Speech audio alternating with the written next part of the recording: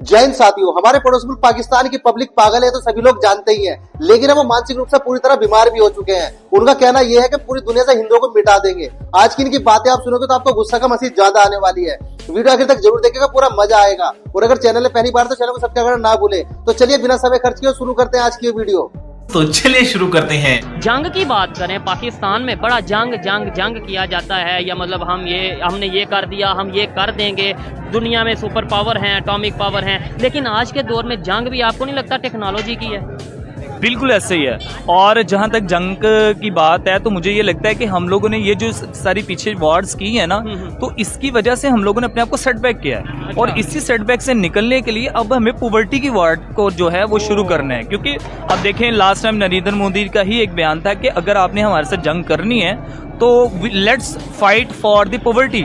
अगर हम पॉवर्टी को एलिवेट करेंगे तो तभी हम अपने टारगेट तक अचीव करें। लेकिन मुझे लगता है कि हम लोगों से बहुत बेहतर इंडियन हो चुके हैं और उन्होंने अपनी सोच बदल ली। ठीक है, यही सोच हमारे में आए, हमारी ये दुआ है, कोशिश है। इंडिया से बहुत से लोग आपको देख रहे हैं, क्या मैसेज देना चाहेंगे? कोई पॉजिटिव, कोई नेगेटिव, जो भी एज ए पाकिस्तानी, आप as a Pakistani youth, Pakistan के एजुकेटेड यूथ, क्या बात करना चाहेंगे? मैं सिर्फ यही बात करना चाहूँगा कि देखें, दुश्मन चाहे दुश्मन हो, चाहे वो दोस्त हो, अगर वो अच्छा काम करे उसको अप्रिशिएट करें।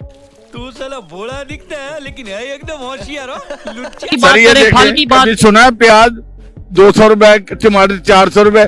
इंडिया में पता है क्या रेट है? वहाँ कम है, 20 रुपए, 30 रुपए, 35 रुपए। आप देखेंगे यहाँ का वजीर पीटीआई का कह रहा है कि 17 रुपए के, जबकि 450 रुपए पे टमाटर चला गया था।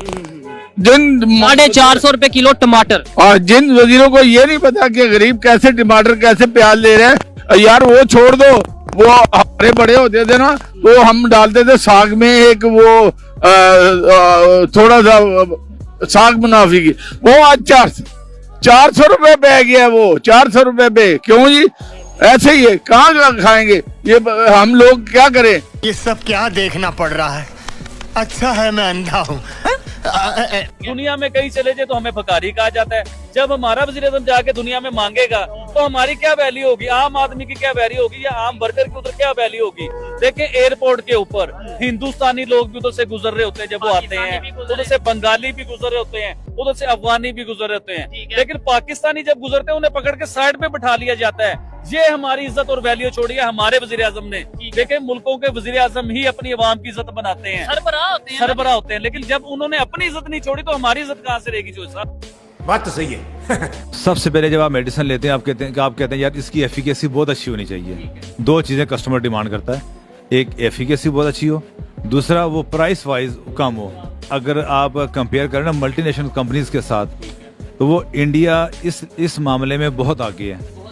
अभी ये देखें, जहाँ पे अगर आप किडनी ट्रांसप्लांट कराएं सपोज तो पाकिस्तान में, तो आपका कम से कम तकरीबन 30 लाख जो है ना आपका खर्चा आता है। इंडिया में इसका क्या चल रहा है? इंडिया में तकरीबन आपका टोटल जो है ना 4.5 से 5 लाख रुपए में मुकम्मल आपका ट्रीटमेंट होके आप हॉस्पिटल से डिस्चार्ज होकर आउट हो जाते हैं। इंडिया से मेडिसिन आ रही हैं? इंडिया से मेडिसिन आपके स्टोर की नहीं, ओवरऑल इंडिया से मेडिसिन आ रही है, पाकिस्तान में बिल्कुल आ रही है। पैनाडोल का भी कोई सीन चल रहा है? मैं आपको उसकी वजह बताता हूँ। किसी का बच्चा बीमार है, उसको पैनाडोल नहीं मिल रही, मुझे ये बताएं, उसको आप कहें कि जी हम एटमी टेक्नोलॉजी है, उसने कहना जनाब मुझे क्या पता है कि एटमी टेक्नोलॉजी क्या होती है, मेरे बच्चे को पैनाडोल मिलनी चाहिए, मेरा बच्चा बीमार है। शाबाश बेटा, बहुत बढ़िया। मोदी साहब के आने से ये सोचा जा रहा था कि इंडिया जो है तीसरी बड़ी इकोनॉमी कब बनेगा, है? तो किसी ने कहा कि 20 साल बाद, 30 साल बाद, है? उन्होंने 10 साल के अंदर ये काम करके दिखाया। इंडिया इस वक्त एक बिल्कुल इकोनॉमिक पावर हाउस है और उस पावर हाउस के साथ दुनिया उसी तरीके से डील कर रही है। तो इसलिए मेरे ख्याल में वो जो इन्होंने इकोनॉमिक ट्रांसफॉर्मेशन की है इंडिया की, वो उनकी बहुत बड़ी अचीवमेंट है। बस हवा निकल गई। भारत में बहुत सारी यूनिवर्सिटीज जो है वो अच्छा परफॉर्म कर रही है। हमारी यूनिवर्सिटियों में क्या है? पॉलिटिक्स ज्यादा घुस गई है, मीडियोक्रिटी है, क्या वजह क्या है सर? पाकिस्तान अब है ही नहीं साइंस की दुनिया में, साइंस को छोड़िए इल्म की दुनिया में। इसका सबब हमारा तालीमी निज़ाम है, जो दिमाग को सुला देता है बजाय जगाने के। और जो रट्टे का निज़ाम है तो यही तो, उसका मकसद ही यही है। तो जब तक हमने तालीम का तस्वुर नहीं बदला, देखिए ये नहीं कि ज़्यादा स्कूल बनाने, यूनिवर्सिटी कॉलेज बनाने, उसका खाक फ़ायदा होगा। बात यह है कि हमें तालीम का मतलब समझना है। तालीम का मतलब ये नहीं कि आपको जन्नत पहुंचाया जाए। तालीम का मतलब है दिमाग के दरीचे खोले जाए। क्या तस्वर है सर तालीम का, अगर ये जो मकसद की आप बात कर रहे हैं? कि आप कोई बात बगैर सबूत के हक। ये सब क्या देखना पड़ रहा है? अच्छा है मैं अंधा हूँ। इंडिया हमारे साथ जंग कभी भी नहीं लड़ेगा, उसको क्या जरूरत है, हम उसके आगे बिल्कुल इतने से हैं इकोनॉमी के लिहाज से। सही बात है, पूरी दुनिया, वो दुनिया की सेकंड लार्जेस्ट पॉपुलेशन है और इकोनॉमी है, लोग वहाँ जा रहे हैं, वहाँ इन्वेस्ट कर रहे हैं। आप उनका देख लें, जो आईटी सेक्टर है, मेडिकल सेक्टर है, ठीक है, उनकी खाली एक स्टेट जो है हमारे पूरे पाकिस्तान के बजट जितना वो उनको दे रही है सालाना। एक कंपनी टाटा का जो रेवेन्यू पाकिस्तान के बजट क्या आपको लगता है इंडिया फिर से अटैक करेगा या फिर से कोई जंग का माहौल होगा? क्या कहना चाहेंगे इसके ऊपर? जी, आपने बहुत अच्छा सवाल किया। मैं पहले इंडिया को एक पैगाम देना चाहता हूँ कि एक सीमेंट की बोरी से 200 भगवान बनाने वाले हमें धमकी देते हैं। हम उनको उनके घर में घुस के मारना जानते हैं। हम अपने बॉर्डर क्रॉस किए बगैर यहाँ से उनके 2000 किलोमीटर तक उनके रफेल को, उनके जो एयर डिफेंस है उनको तबाह करना जानते हैं। वो हमें धमकी देते हैं, तो हम इंशाल्लाह बिल्कुल तैयार हैं। हमारी पाक फौज जो है वो बिल्कुल तैयार है और ये हिम्मत भी ना करें, जुर्रत भी ना करें। हम इंशाल्लाह उनको वो वक्त याद करवाएंगे कि छठी का दूध उनको याद करवा देंगे हम इंशाल्लाह। ठीक है, नहीं ये तो हर पाकिस्तानी का जज्बा है, हर पाकिस्तानी ये सोचता है, लेकिन थोड़ा खाने को चने नहीं पिछवाड़ा मांगे जायफल, तनख्वाह 550, कंधे पे टांगे राइफल। किसी से पूछ ले, हाँ भाई गजवा हिंद करोगे? वो सब कहेंगे गजवा हिंद करेंगे। हाँ जी, गजवा हिंद करेंगे आप लोग या नहीं करेंगे? गजवा हिंद के बारे में क्या कहना चाहेंगे? करेंगे? हाँ, गजवा हिंद करेंगे जी। ठीक है, गजवा हिंद के बारे में क्या कहना चाहेंगे? करेंगे। किसके खिलाफ? इधर थोड़ा सा आइए, किसके खिलाफ करेंगे? क्या? मुसलमानों को नहीं, किसके खिलाफ गजवा हिंद होगा? जंग किसके खिलाफ करेंगे? काफिरों के। बस ये देखे ना, जिस बात सुने आप, गजवा हिंद छोड़े। इस टाइम जो पाकिस्तान की सूरत हाल है, गुर्बत देख लें, एजुकेशन देख लें, टेक्नोलॉजी देख, वेपन है हमारे पास। इस टाइम जो कोई छोटी मोटी जंग गजवा हिंद को छोड़े वो बहुत बड़ी बात है। छोटी मोटी जंग भी लग जाए अगर, तो हमारे तो यहाँ पे कर्जे ही नहीं हमसे पूरे हो रहे। हमने वेपन्स कहाँ से पूरे करने हैं? करे कोई जंग लग। आप कुछ भी बोलो, ये नहीं सुनने वाला। हम जो मुकाबला करते हैं, बिला वजह का मुकाबला करते हैं कि भाई इंडिया से मुकाबला करना है, नो डाउट हम सीख सकते हैं, एजुकेशन में हम कुछ ना कुछ मुकाबला कर सकते हैं, टेक्नोलॉजी में। लेकिन देखिए मैं हमेशा ये बात कि अगर हम रकबे का लिहाज, शुएब भाई मैं इस बात से एग्री नहीं ना कर रहा हूँ कि आप कह रहे हैं मुकाबले की बात। मैंने कई बार ये बात बताई कि हमारा इंडिया के साथ किसी भी तरीके से कंपैरिजन नहीं है। कोई किस चीज में मुकाबला है यार आपका? कोई एक चीज तो बता दो कि हमारा इंडिया के साथ इस चीज में मुकाबला है। देखिए किसी भी चीज में हमारा मुकाबला पता है किसके साथ है? श्रीलंका के साथ, अफगानिस्तान के साथ, बांग्लादेश के साथ। हालांकि ये भी हम लोगों से आगे जा चुके हुए हैं। ठीक है, ये श्रीलंका भी हम लोगों से आगे जा रहा है, बांग्लादेश तो बहुत आगे चला गया हुआ है। क्या बात है सर, क्या बात है सर, क्या बात, ये बात है। देखिए यार, हमारे पास इस टाइम खाने के पैसे नहीं है। खाने के पैसे नहीं है तो आप जंग कैसे लड़ सकते हैं? ठीक है, ठीक हो गया। हम जो है ना यकीन माने, मैं एक छुट्टी करता हूँ, ठीक है, मेरा पूरा हफ्ता जो है ना आगे उलट पुलट हो जाता है। ठीक है, लेकिन ये कहते हैं, हमें तो ये बताया जाता है ना जंग जज्बे से लड़ी जाती है। तो यार जज्बा मेरे में है, लेकिन जज्बे से जो है ना तो पेट तो नहीं भरता ना। जज्बे से जो है ना बच्चों को तो रोटी नहीं ला सकता ना। जज्बे से मैं क्या करूँ? मैं एक नंबर का मैं पाकिस्तान में पैदा हूँ सर। नहीं ऐसे नहीं आप पाकिस्तान में। मैं आपको ये बात बता रहा हूँ, जब से मैं पैदा हूँ, मेरा 2000 पैदाइश, ठीक है, ठीक हो गया, 2014 मैंने यकीन मानो उस दिन से आज तक यही सुनते आ रहे हैं, कर्जा है, फलाना है, डिस्ताना है, फलाना आएगा, डिस्ताना आएगा। ये इन्होंने क्या बनाया हुआ? ठीक है, ये इन्होंने क्या बनाया हुआ है? कम से कम इतना तो कर ले कि अवाम के लिए कुछ थोड़ा बहुत सहूलत तो छोड़ ले। ठीक है, ये देखें लुट रहे लेकिन कर तो नहीं। डिप्रेशन की तरफ जाती पब्लिक नजर आ रही। ये सब क्या देखना पड़ रहा है? अच्छा है मैं अंधा हूँ।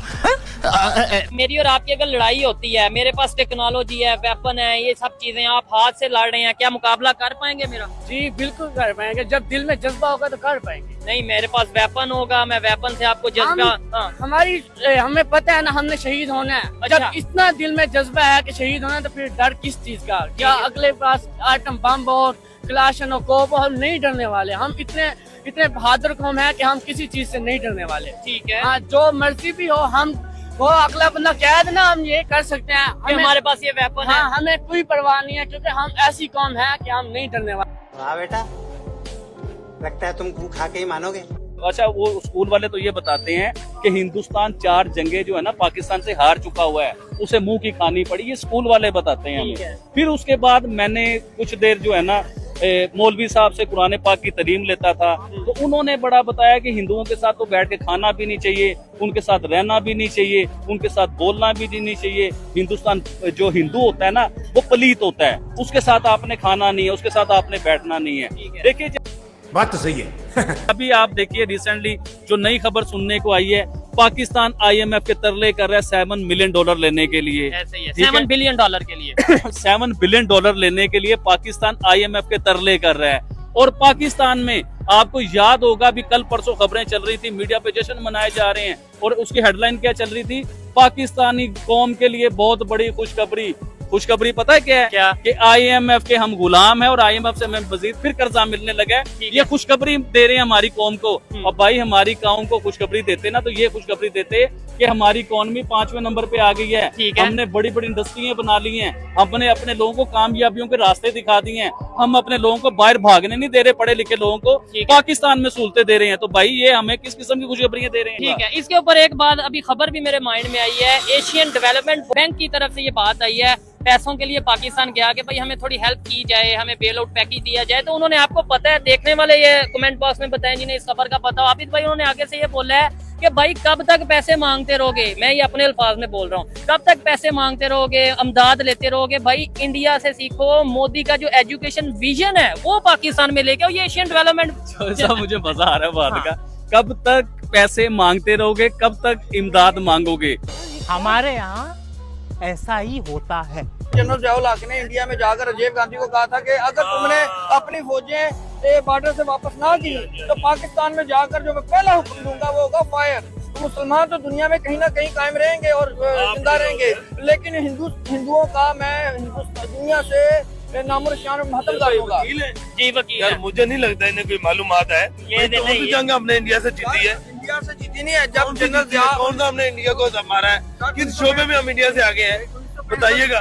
क्या किया 65 में आपने, क्या किया है? को उसको वापस, हाँ जी, लाहौर में आ गए थे, वो चाय पीने आ गए थे। वाह बेटा, लगता है तुम गू खा के ही मानोगे। IT पे वो चले गए, सोलर पे आगे चले गए, गाड़ियां हमारे पास जो 1.5 करोड़ की है वहाँ 20 लाख की, जहाँ आईफोन हमारे पास 4.5-5 लाख का है, वहाँ वो 1 लाख से भी कम है। यानी कि ये चीज़ें बहुत ज़्यादा मैटर करती हैं। उनकी फिल्म इंडस्ट्री बहुत आगे है, उनकी स्पोर्ट्स बहुत आगे है, किसी नहीं, जस्ट क्रिकेट नहीं, अब तो उनकी वो हॉकी देख लें, कबड्डी देख लें, फुटबॉल देख लें, उनका IPL देख लें, एवरीथिंग हर जगह पे टॉप पे बैठे। बस हवा निकल गई। माचिस का तीली दे गए, उसको जलाओ, पेन को, इंडिया खत्म।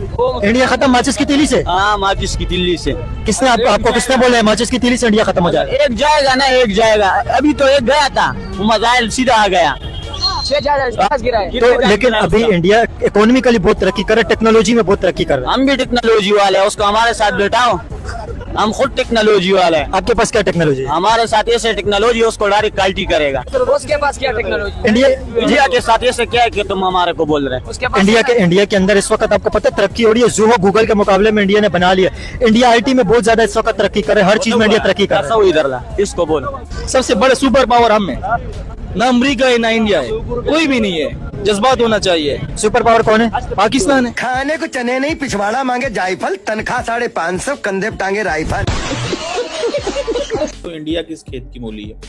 वो भी तो भाई उस डिपेंडेंट है ना उन पे ऊपर ही, और वो कि वहाँ कहाँ से बच जाएगा? तो सवाल ये है कि रशिया से तेल भी कम हो गया है। अब आपने अगले दिन देखा होगा रिलायंस ने क्या कहा, उन्होंने कहा जी हम कोई तेल नहीं मंगवा रहे और हम अगले महीने भी कोई तेल नहीं मंगवा रहे। ये तो देखिए गलत हमारे बारे में प्रोपेगेंडा कर रहे हैं। तो क्लैरिफिकेशंस दे रही हैं कंपनीज इंडिया के अंदर, बिकॉज उनको पता है कि इम्प्लीकेशंस आ सकती है ना इसके ऊपर। तो चाबहार पोर्ट के ऊपर भी रिक्वेस्ट है। तो ये जो जंग का इससे कोई ताल्लुक नहीं है, ये जो हालात खराब हुए हैं ये पहले ही वेवर दे दिया गया था उनको। वाह बेटा, लगता है तुम गू खा के ही मानोगे। हमें थोड़ा सा हमारे बच्चों को बताना चाहिए कि आपने निगोशिएशन से एक दूसरे से मिलजुल के मामले को सॉल्व करना है अपने लिए, बजाय इसके कि कताल से हमारे बंदे भी मर रहे हैं, उनके बंदे भी मर रहे हैं। 76 साल हो गए हैं, कश्मीरी मर रहे हैं, मामला सॉल्व नहीं हो रहा। कहीं पे तो गलती है जो किसी भी एंड पे है, मैं तो ये समझता हूँ। मतलब आप कह रहे हैं कि इंडिया और पाकिस्तान को वॉर की तरफ नहीं जाना चाहिए, नेगोशिएशन की तरफ जाने जो कि बेस्ट सॉल्यूशन है। मैं कतन वॉर के खिलाफ हूँ, बिल्कुल वॉर के खिलाफ। तू साला भोला दिखता है लेकिन है एकदम होशियार हो। देखें बात वही है कि हम हैं इतने से और पंगे बड़े बड़े लिए हुए, हमने हर एक से पंगा लिया हुआ है। हाँ। और ये अल्लाह के बाद हमें न्यूक्लियर बचा रहा है इस दुनिया में, ठीक है। तो वो मेरे उस्ताद कहते होते हैं कि 3 एज हैं जो हमें बचा रहे हैं, अल्लाह, अमेरिका और आर्मी, ठीक है। अमेरिका का भी इसी, क्योंकि अमेरिका का इंटरेस्ट है, हम नॉन नेटो लाए हैं और वो सबसे बड़े रहे हैं। हमारे वजीर आजम को इज्जत क्यों नहीं दे रहा अमेरिका में? 5 दिन के लिए शहबाज शरीफ है, मजाल है एक भी कैमरा उनकी तरफ किया हो, रेड कारपेट कोई पे वेलकम वो तो आपने ये भी नोट नहीं किया कि जब उनकी मतलब आई कांटेक्ट भी नहीं करते मोदी साहब उनसे, वो तो उन्हें समझते ही नहीं है। वो तो कहते हैं हमारा मुकाबला शहबाज शरीफ से, हमारा तो उनसे मुकाबला ही नहीं है। मोदी साहब आंख नहीं मिलाते? नहीं मिलाते। क्यों? आई कांटेक्ट ही नहीं करते, उनका मुकाबला ही नहीं है, समझते ही नहीं इस काबिल। क्या बात है सर, क्या बात है सर, क्या बात, ये बात है भाई। उम्मीद करते हैं आपको हर बार की तरह ये वीडियो भी जरूर पसंद आई होगी। और आज की वीडियो में आपको सबसे फनी क्लिप्स या वायरल क्लिप्स कौन से लगे, कृपया कमेंट करके उसका नाम जरूर बताइएगा। अगर आप चाहते हैं कि हम आपके लिए नए टॉपिक से वीडियो लेकर आए तो आप उस टॉपिक का नाम कमेंट करके हमें बता सकते हैं, ताकि आपके लिए उस टॉपिक के लिए हम वीडियो लेकर आए। आज की वीडियो देखने के लिए धन्यवाद। कल फिर मिलते हैं एक नई वीडियो के साथ। जय हिंद, जय भारत, वंदे मातरम।